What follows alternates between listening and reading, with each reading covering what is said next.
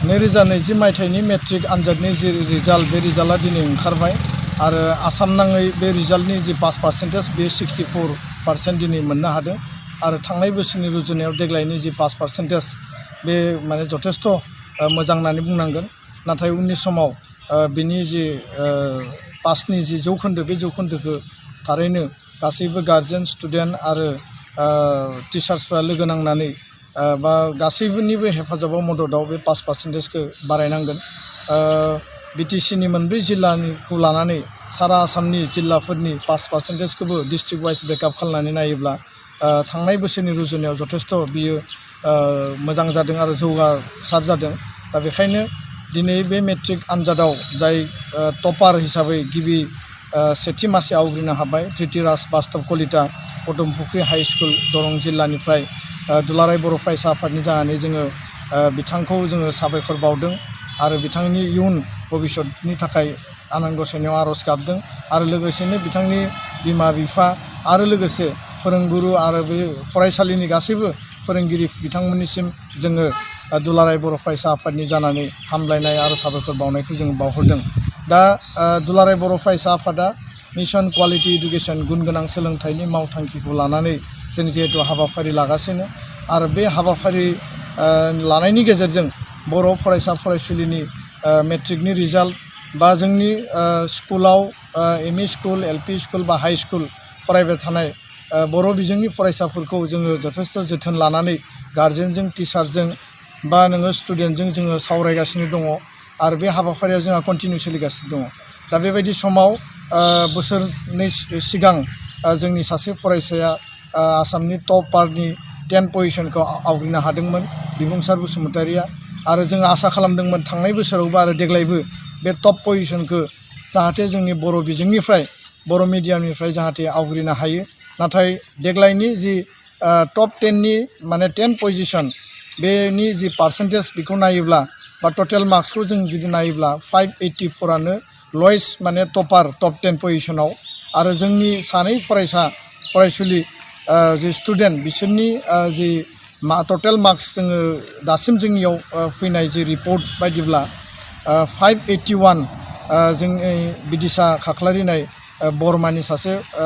स्टुडेन्टआ मोननो हादों दा बेखौ नायोब्ला 3 मार्क्सनि थाखाय बर' बिजोंनि स्टुडेन्टआ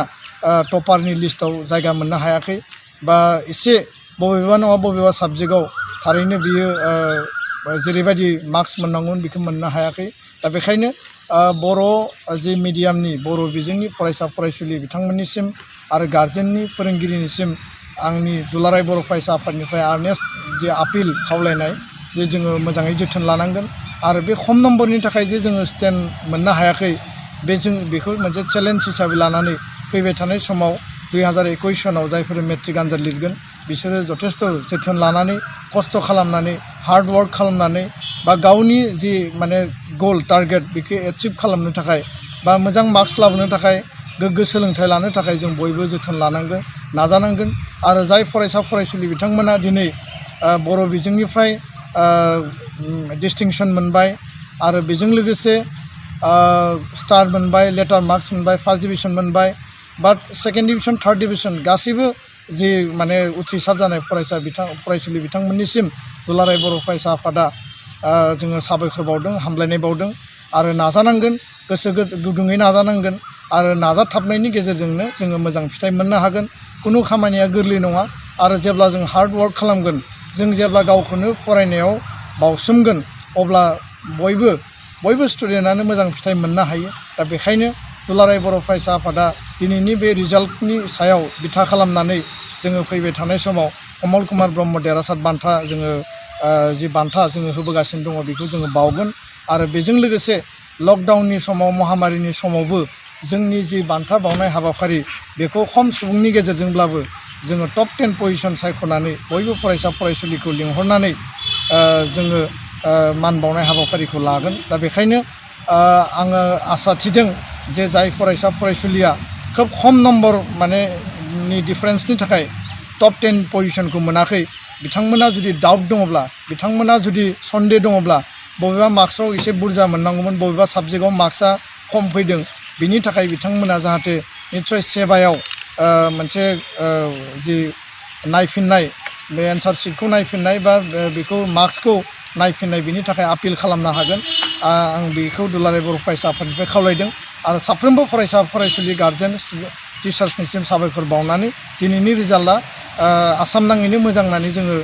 बिसासि आरो बे रिजाल्टखौ लानानै जोङो उननि समाव खामानि मावनो थाखाय थुलुंगा मोनगोन। गोजोन्थों।